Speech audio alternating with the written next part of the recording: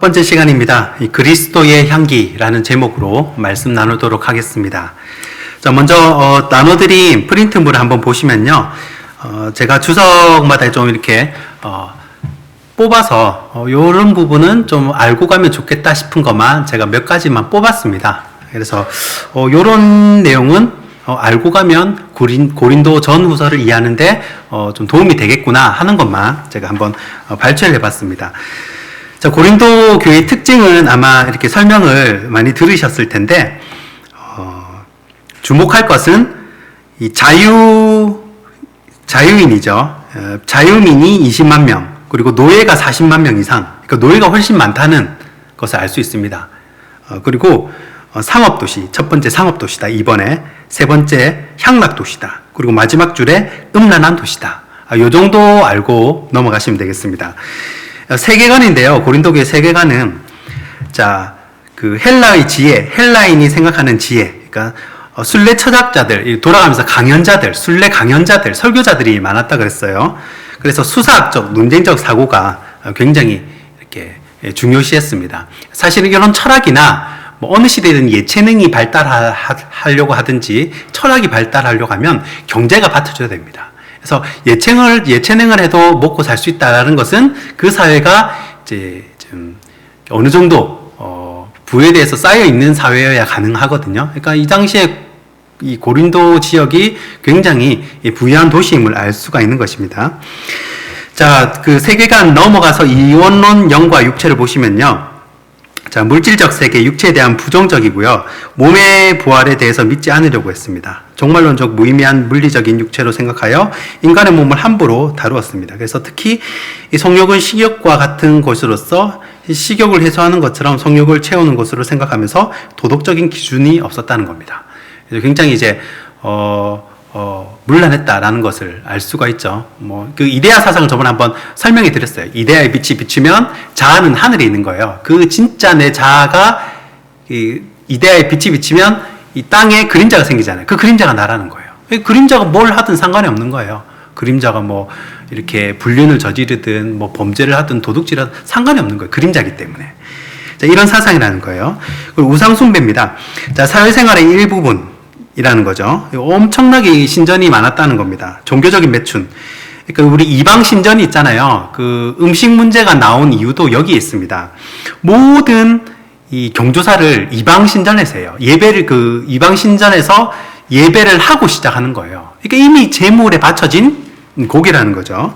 그래서 조합원 모임이라든지 가족 축하 뭐 행사 다 성전에서 행합니다. 그들의 우상숭배는 일반적인 사회의 모습이었고요. 그래서 이 매춘은 그들에게 종교적 행사의 하나에 불과한 겁니다. 굉장히 좀 이렇게 종교적 행사가 좀 안 좋죠.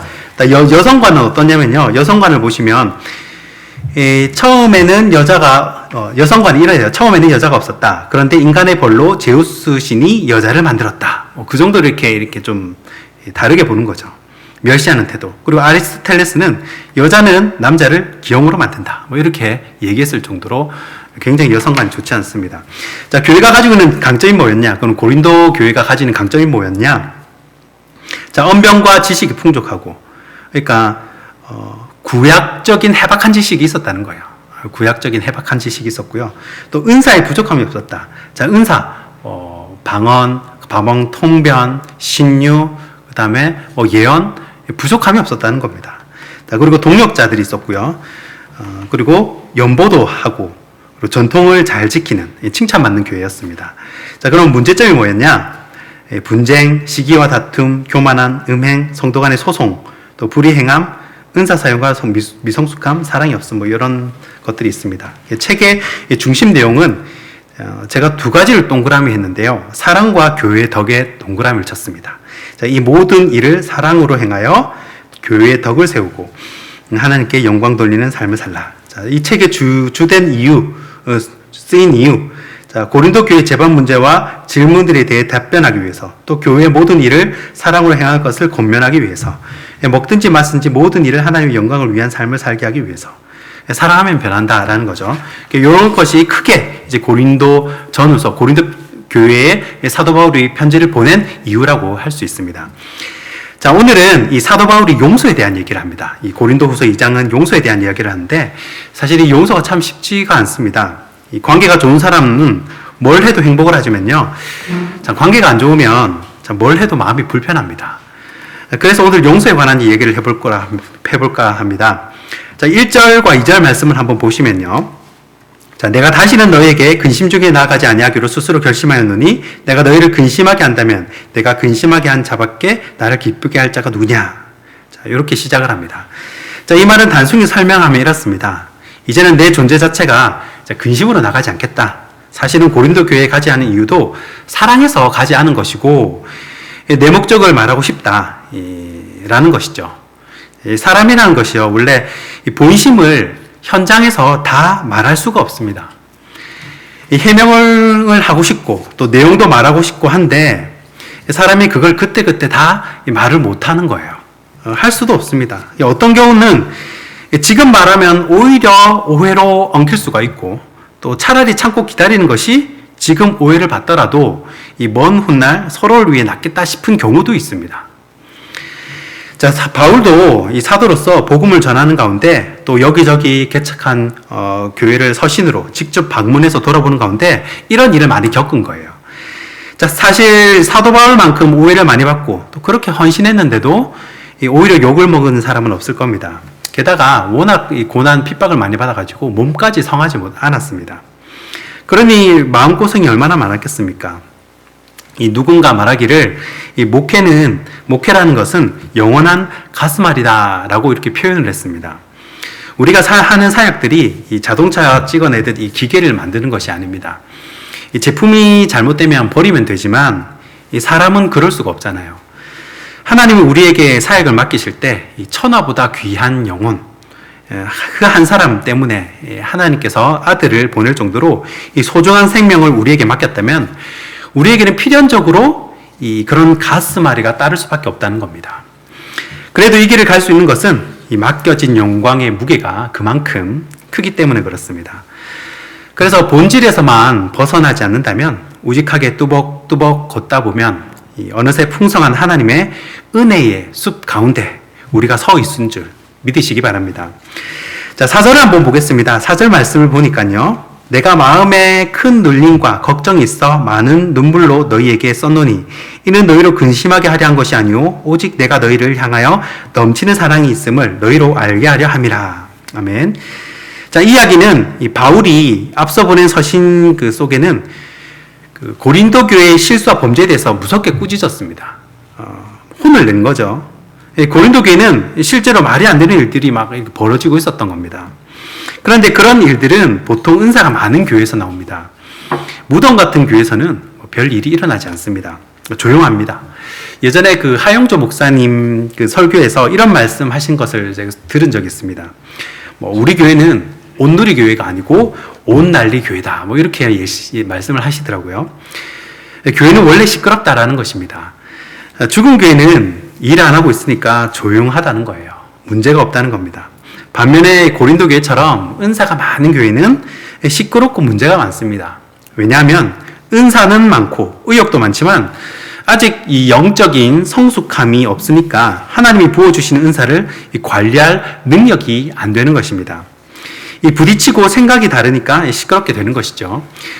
자, 바울이 보고를 받았는데 개척한 바울 입장에서는 참 기가 막히는 겁니다. 이 다급한 마음의 디도편으로 이 편지를 보냈는데 그 편지가 유실이 되는 겁니다. 읽고 나서 돌아다니다가 어떻게 유실이 됐나 봐요. 그런데 다행히 서신을 받아들고 이제 자신의 행동을 사도 바울이 돌아보는 거예요. 고치는 거죠. 그러니까 바울이 마음에 좀 내가 심했나? 그런 마음이 드는 겁니다. 그래서 오늘 본문 4절에 내가 심하게 글을 쓴 것은 내 본심이 아니다라고 이렇게 얘기를 하는 겁니다. 너희를 사랑해서 그랬다. 그래서 그제서야 이제 격했던 그 서신의 내용을 이제 사도 바울이 또 다시 해명을 하는 거죠. 내 본심은 너희를 사랑해서 그랬다라는 것입니다. 그리고 5절 말씀을 보시면요. 자, 5절에 근심하게 한 자가 있었을지라도 나를 근심하게 한 것이 아니오.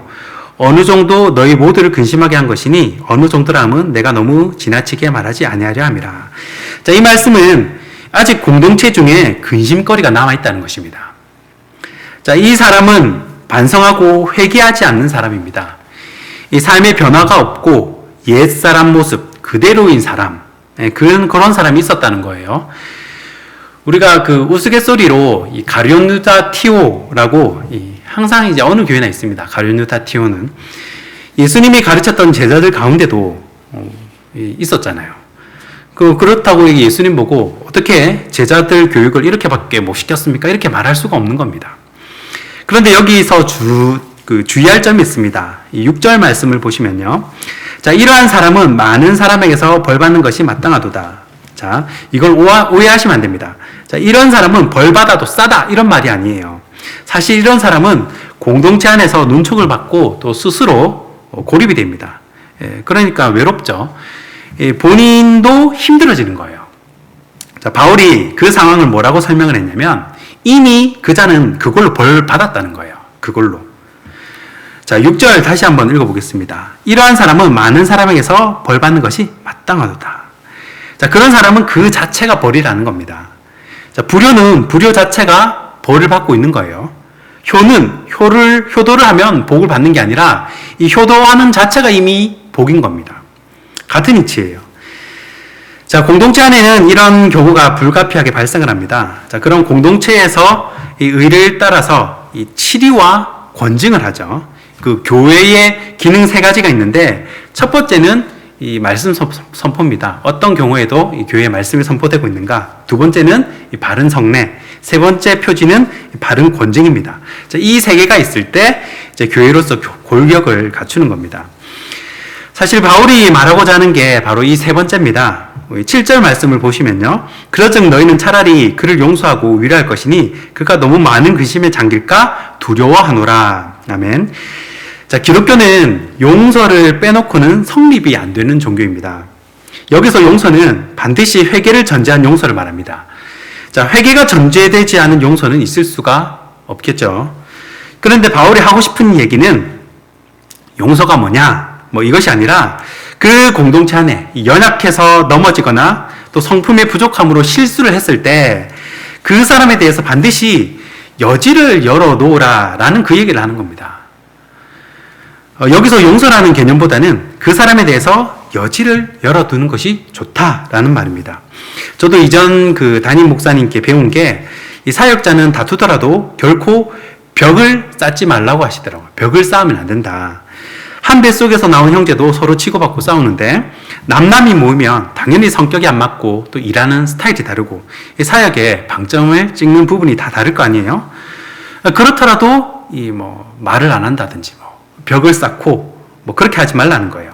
이거를 사도 바울식으로 오늘 얘기한 사도 바울식으로 말을 덧붙이자면 항상 그 사람에 대해서 여지를 남겨두라, 여지를 열어두라라는 것입니다.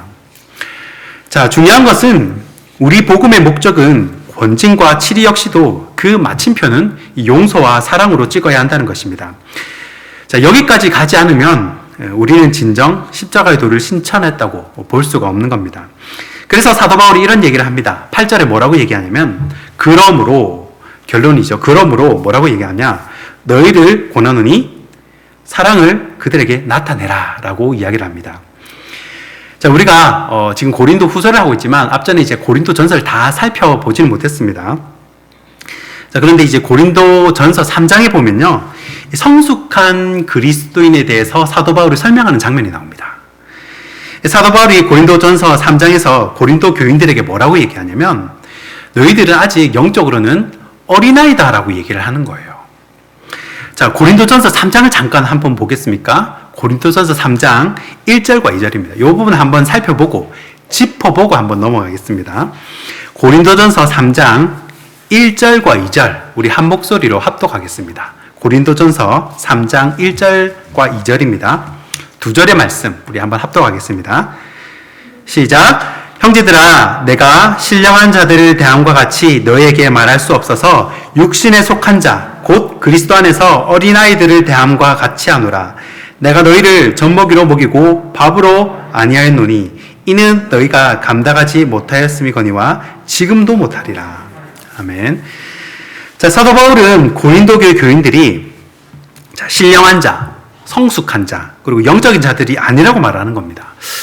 제가 이게 이해가 안 되는 게, 여러분 고린도 교회 아까 그 장점을 이렇게 비아라이 하면서 살펴보았지 않습니까? 고린도 교회 장점이 뭐였냐면 언변이 뛰어날 뿐만 아니라, 언변이 뛰어나려면 머리에 든 게 많아야 되잖아요. 구약에 대한 해박한 지식을 가지고 있었습니다. 뿐만 아니라 각종 은사가 뛰어난 교회였습니다. 은사가 넘치는 거예요. 여러분 그 기도할 때 옆에 방언 기도 하시는 분 이렇게 딱 앉으면 어떻습니까? 이 방언 기도만 해도요, 방언 기도 못하는 사람 입장에서는 굉장히 영적으로 보입니다. 그 기도원 같은 데 가면요, 또 이렇게 순복음 쪽에 가면 뭐 옆에는 뭐 랄랄라 하고 여기는 왕왕 하고 막 이러지 않습니까? 굉장히 영적으로 보여요. 뿐만 아니라 예언의 은사를 가진 분도 있었대요, 고린도 교회에. 여러분 어느 교회에 예언의 은사를 가진 분이 오신다면 사람들이 줄을 섭니다. 기도 한번 받으려고. 제가 20살 때 이제 이전 교회에서 그 영국 목사님이셨는데, 이 기도원 학교라고 YM에 DTS 같은 훈련이 있어서 한 10개월 동안. 그러니까 DTS는 아예 직장을 내려놓고 가야 되잖아요. 그런데 거기는 이제 그렇게 피차 못하는 사람들 위해서 직장 마치면 바로 와야 되는 거예요. 6시부터 밤 11시까지 막 이렇게, 그걸 10개월 동안 계속 하는 겁니다. 그 훈련에 이제 참여를 했었는데, 그때 마지막 시간에 이제 강사들이 이제 매주 바뀝니다. 뭐 한 2주 하는 강사도 있고 3주 하는 강사도 있고 한데, 그 예언의 은사를 받은 영국 목사님이 오셨던 거예요. 그때 제가 예언 기도를 처음 받아봤습니다. 야, 그때 훈련받은 사람이 제 기억으로 한 40명, 50명 정도 있었는데 굉장히 뜨거웠거든요. 그리고 그 예언 기도로 말미암아 한 명 한 명 다 해주셨어요. 그 예언 기도로 말미암아 그 공동체가 굉장히 큰 위로를 받았습니다. 마치 하나님께서 바로 옆에서 이렇게 말씀을 해주시는 것처럼 그런 위로, 따스함, 그런 격려를 받았었어요. 그러니까 모두가 울고 웃고 그렇게 하여튼 은혜로울 수가 없었습니다. 또 하나 이 고린도 교회는 신유의 은사가 있었습니다. 신유 은사 받은 분도 계세요. 이 목사님뿐만 아니고 평신도 중에도 신유의 은사를 받은 분이 계십니다. 진짜 기도하면 병이 나아요. 그리고 손만 대면 또 뒤로 막 쓰러지고, 또 기도 받았는데 금가루가 얼어지고, 금리빨이, 치아가 진짜 금리빨로 바뀌고, 그런 은사를 가진 사람들이 모인 교회가 바로 고린도 교회였다는 거예요. 은사가 풍성했다는 겁니다. 얼마나 은혜롭겠습니까? 자, 그런데 이런 능력과 은사를 가진 사람들이 신령한 사람, 영적으로 성숙한 사람이 아니라는 거예요. 세상에 그러면 어떤 사람이 교회에서 영적으로 성숙한 사람이라는 겁니까?